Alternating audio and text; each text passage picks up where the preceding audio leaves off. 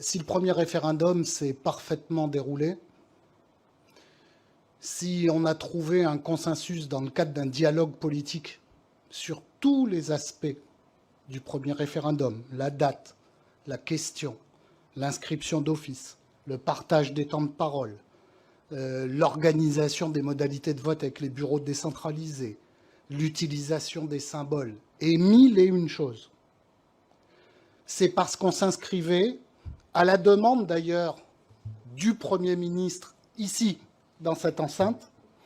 dans une instance de dialogue politique entre les uns et les autres, non seulement pour garantir le bon déroulement de la première contestation, de la première consultation, et le caractère incontestable de son résultat, quel qu'il soit, mais également pour préparer l'après-référendum, puisque nous savons tous que, quelle que soit la réponse au premier, au deuxième et au troisième référendum, cela ne réglera rien quant à l'avenir politique et institutionnel du pays et au maintien de la paix dont on bénéficie depuis 30 ans. Et puis, malheureusement,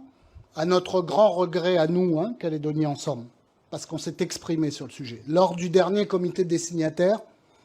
on a commis une erreur, pour ne pas dire une faute politique,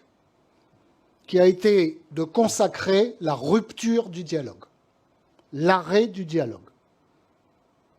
avec, excusez du peu, le retour à des discussions en bilatéral entre les uns et les autres et l'État,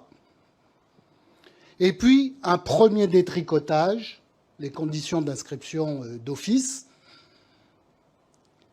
différentes pour le second référendum de celles qu'on avait trouvées pour le premier, dans le cadre d'un troc politique sur la question de la date du référendum, parce que la vérité, c'est celle-là, il n'y en a pas d'autre. Et puis maintenant, bien sûr, dans le prolongement de la rupture du dialogue et des premiers détricotages, on va aller d'avatar en avatar. Ça va devenir de plus en plus compliqué, et on en a une illustration aujourd'hui sur la question de l'utilisation des symboles.